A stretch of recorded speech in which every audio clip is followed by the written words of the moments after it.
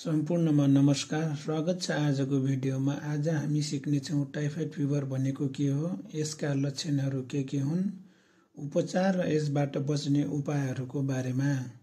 Typhoid फिभरलाई हामीले नेपालीमा म्यादे ज्वरो भनेर चिन्दछौँ। आउनुहोस् सुरुमा बुझौँ टाइफाइड फिभरको परिचय बारे।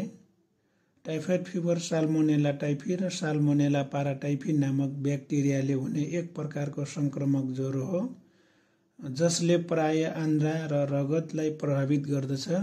यो दूषित खाना र पानीबाट सजिलै फैलिने वाटरबोर्न डिजिज हो। परिचयपछि अब कुरा गरौँ टाइफाइड फिभर कसरी सर्छ भन्ने बारे।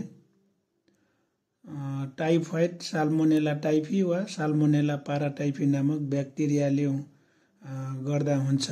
मुख्य कारण दूषित खाना, फलफुल, सलाद, दूषित पानी, फोहोर हातले बनाइएका खाना, स्वच्छता नभएको स्थानमा लामो समय बसोबास, संक्रमित व्यक्तिको मल मूत्रबाट दूषित भएको खाना पानी सेवन गर्नाले यो रोग सर्दछ। अब कुरा गरौँ टाइफाइड फिभरको लक्षणहरूको बारेमा।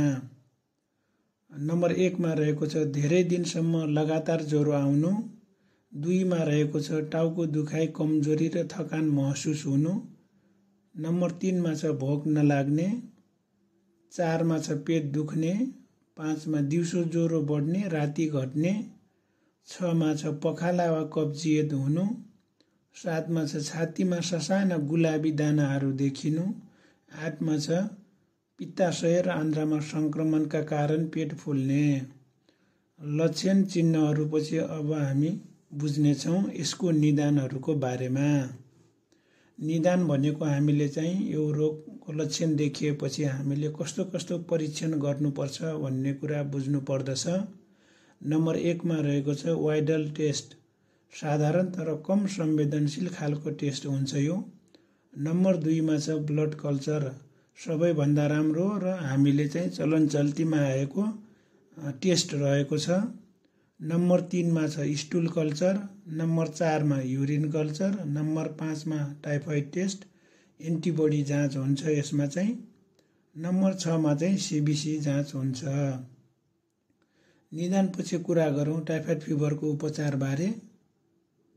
टाइफाइड ब्याक्टेरियाले हुने भएकाले यसको उपचार एन्टिबायोटिकले हुन्छ। डाक्टरले निम्न मध्ये कुनै एक औषधि दिन सक्दछन्, जस्तै सिप्रोफ्लोक्सासिन, एजिथ्रोमाइसिन, सेफ्ट्र्याक्जोन, सेफिक्जिम नामक एन्टिबायोटिकहरू चिकित्सकले चलाउन सक्नुहुन्छ। नम्बर 2 मा रहेको छ पानीको मात्रा बढाउने। जस्तै टाइफाइडमा सुक्खापन हुन्छ, त्यसैले जीवनजल, पानी, सुप, जुस धेरै पिउन आवश्यक छ। नम्बर 3 मा छ ज्वरोको नियन्त्रण गर्ने। पारासिटामोलले ज्वरो घटाउन सकिन्छ। अत्याधिक ज्वरो भएमा स्पोन्जिङ गर्न सकिन्छ।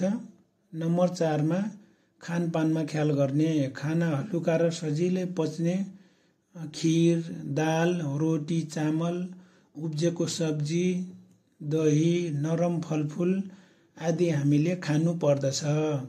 नम्बर 5 मा रहेको छ आराम, प्रशस्त आराम गर्नुपर्छ हामीले। रोग धेरै थकान दिने भएकाले पर्याप्त आराम अनिवार्य छ। टाइफाइड फिभरको उपचारपछि अन्त्यमा हामी यसबाट बच्ने उपाय तथा रोकथाम बारे बुझ्नेछौँ। नम्बर 1 मा रहेको छ व्यक्तिगत सरसफाइ गर्ने। खानु अघि साबुन पानीले राम्रोसँग हात धुने। फोहोर हातले खाना नछुने। सफा र पकाइएका खाना मात्रै खाने। नम्बर 2 सुरक्षित पानी र खाना खाने। उमालेको वा फिल्टर गरिएको पानी मात्र पिउने। सडक छेउ दूषित खानाबाट बच्ने। फलफुल तरकारी राम्रोसँग पखालेर मात्रै खाने। नम्बर 3 सरसफाइमा ख्याल गर्ने। फोहोर फ्याँक्ने उचित ठाउँ बनाउने। खुल्ला स्थानमा दिसा पिसाब नगर्ने। सरसफाइ भएको शौचालय प्रयोग गर्ने।